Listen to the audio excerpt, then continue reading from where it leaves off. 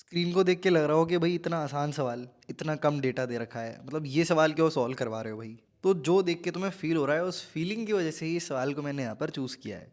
इस सवाल को जब मैंने पहली बार देखा था तो आई फेल्ट लाइक कि भाई इतना कम डेटा दे रखा है, मतलब ये तो बहुत ऑब्वियस नहीं लग रहा। बट फिर एक बच्चे ने ये क्वेश्चन हमें सबमिट किया था और स्टूडेंट ने अपना नाम जो है भाई बेंजीन सबमिट किया है गूगल फॉर्म में। तो बेंजीन भाई, जो भी आपका असली नाम है, thank you for submitting this question. Comment में अगर कोई चाहे तो बेंजीन भाई को थैंक्स कर सकता है। अगर तुम अपना सवाल सबमिट करना चाहते हो तो डिस्क्रिप्शन में तुम्हें एक लिंक मिल जाएगा गूगल फॉर्म का, जहाँ पर तुम क्वेश्चन सबमिट कर सकते हो। And if your question get selected I will make a video out of it and you will get a shout out.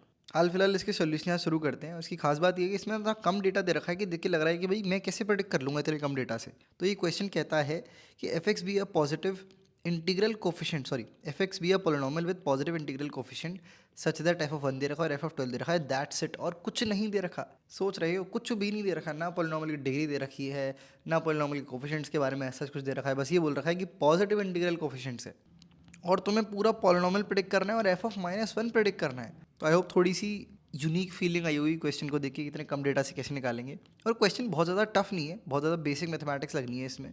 तो टफनेस की अगर मैं बात करूँ तो 3 आउट ऑफ 5 इसको रेटिंग देंगे। सोल्यूशन रिलेटिवली ईजी है बट थोड़ा सा अलग है, और हर अलग क्वेश्चन हम यहाँ पर कवर कर रहे होते हैं, ये बात तुम ऑलरेडी जानते हो। तो यहाँ पर ऑब्जर्व करो बड़े ध्यान से। मैंने माना कोई बड़ा खतरनाक पोलिनोमियल है भाई, जिसका पहला कोफिशिएंट a1 है, उसकी पावर x की लाइक a1 इंटू एक्स की पावर n, साथ में प्लस का a2 इंटू एक्स की पावर n-1, और ये आपका बहुत आगे तक कंटिन्यू होता जाएगा। आखिरी में हमारा ए एन भाई बैठे होंगे। हमें ये पता है कि भाई सारे कोफिशिएंट पॉजिटिव है, this is positive, this is positive and this is also positive. तो यहाँ से हम थोड़ा सा अनुमान लगा सकते हैं इस वैल्यू का यूज़ करके। एफ ऑफ 12 जो है, देखो बड़े ध्यान से इसको ऑब्जर्व करो। जो 12 है उसकी पावर 1 जो है वो 12 के बराबर होती है। 12 की पावर 2 जो है वो हम जानते हैं 144 के बराबर होती है। और 12 की पावर जो 3 होती है वो हमारी बराबर होती है 1728 के। और जो हमारी 12 की पावर 4 होती है वो हमारी बराबर होती है 20736 के। Now that's the cool part about the question. हमें एफ ऑफ 12 जो है वो दे रखा है 2080 के बराबर, यहाँ पर अगर ऑब्जर्व करें। और हमें दे रखा है कि सारे कोफिशिएंट पॉजिटिव है, तो सब बेसिकली ऐड होके एक बड़ा नंबर ही बना रहे होंगे, है ना। ये सारी जो एंटिटीज़ है ये सब ऐड होके एक और बड़ा नंबर बना रही होगी, बिकॉज एक्स की वैल्यू भी हम यहाँ पे पॉजिटिव ही डाल रहे हैं, है ना। हमने 12 ही डाली है। तो अगर ये एक 4 डिग्री पोलिनोमियल हुआ तो ये बात तो तय है कि एफ ऑफ 12 जो है वो आपका 20736 से बड़ा होगा, बिकॉज a1 जो है वो एक पॉजिटिव इंटीग्रल नंबर है ना। बिकॉज पॉजिटिव इंटीग्रल कोफिशिएंट्स हैं सारे। तो यहाँ से पता चल गया भाई ये तो नहीं हो सकता। और अगर पोलिनोमियल की डिग्री 2 हुई, यानी कि 12 की पावर 2, तो ये जो इस टर्म की वैल्यू है, ध्यान रखना इस टर्म की वैल्यू की हम तब से बातें कर रहे हैं, तो ये टर्म जो है वो बन जाएगा a1 इंटू 144। ये बहुत ही ज़्यादा छोटा हो जाएगा। ये भाई कैसे पहुँचेगा जब सबसे बड़ा टर्म ही 144 इंटू a1 है। तो 2080 तक पहुँचना एक इम्पॉसिबल टास्क हो जाएगा।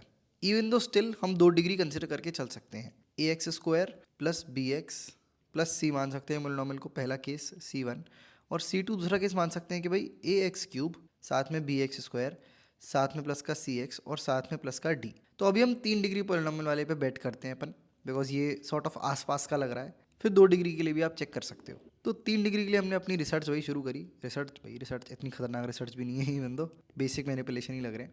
तो मैं अभी यहाँ पर 2 डिग्री वाले पार्ट को एलिमिनेट करूँगा और 3 डिग्री पर अपना काम आगे बढ़ाऊंगा। अब मुझे पता है कि एफ ऑफ 1 जो है वो मेरा 12 के बराबर है। तो यहाँ से मुझे ये पता चल गया कि भाई a plus B plus C plus D जो है वो 12 के बराबर है। और मुझे पता है कि एफ ऑफ 12 जो है वो मेरा 2080 के बराबर है। तो यहाँ पर मैं कह सकता हूँ कि भाई 1728 मल्टीप्लाइड बाई ए साथ में प्लस का 144 मल्टीप्लाइड बाई बी साथ में प्लस का 12 मल्टीप्लाइड बाई सी साथ में प्लस का डी, ये पूरा का पूरा आपका 2080 के बराबर है। अब देखो यहाँ पर ध्यान से, अगर a की वैल्यू 2 हुई तो ये 2 इंटू 1728 जो है वो अगेन 2080 से बड़ा हो जाएगा। और हम जानते हैं ये सारे नंबर्स पॉजिटिव है, दैट इज़ वाई a के पास सिर्फ a की वैल्यू बची, that is going to be 1। तो यहाँ से तो ये कंफर्म हो गया कि a1 है। देख रहे हो, इतनी कम इन्फॉर्मेशन के बेस पे भी बहुत कुछ प्रिडिक्ट किया जा सकता था। तो यहाँ से देखो ये क्वेश्चन हमारी कन्वर्ट किस में हो जाएगी, ये बन जाएगी b plus C plus D is equals to 11। और ये वाली इक्वेशन हमारी बन जाएगी 1728, या फिर इसको पूरा 1728 को राइट हैंड साइड में ले जाता हूँ तो फाइनल इक्वेशन बताता हूँ क्या बनेगी। It will turn out to be 144 बी साथ में प्लस का 12 सी प्लस का डी बराबर 352। ध्यान रखना इसमें a की वैल्यू 1 डाल दी और इसको इधर ले गए तो माइनस हुआ है तो ये बन गया है। तो अभी हमारे पास 2 इक्वेशन हैं, एक तो ये इक्वेशन हमारे पास बैठी है और एक हमारे पास ये इक्वेशन बैठी है। अब हम इस इक्वेशन पर थोड़ी सी चर्चा शुरू करते हैं। देखो b की वैल्यू 2 भी हो सकती है, बिकॉज अगर b 2 होता है तो ये हमारा 288 हो जाएगा। और 288 प्लस 12 प्लस मान लो सी और डी वन भी हो गए, तो भी ये मतलब कम ही बैठ रहा है 352 से, तो पॉसिबल है भाई B2 भी हो सकता है, B1 भी हो सकता है। तो केस बनाएंगे। पहला केस हो जाएगा कि भाई बी भाई साहब जो है वो 1 है, तो B1 को लेकर अपन चलेंगे। तो हमारी इक्वेशन बनेगी ऊपर कि भाई C प्लस डी जो है वो 10 के बराबर हो जाएगा, और 12C प्लस डी हमारा हो जाएगा 352 minus 144, which is going to be 208। इन इक्वेशंस को अपन सॉल्व कर लेंगे। तो यहाँ से जो d है उसकी वैल्यू -8 आएगी। इस केस को डिस्कार्ड कर देंगे बिकॉज हमें पता है d तो भाई पॉजिटिव इंटीग्रल कोफिशिएंट है। हमारा केस 2 बचा है जो कि हमारा आंसर होने वाला है केस 2। हम b को भाई 2 के बराबर मानेंगे।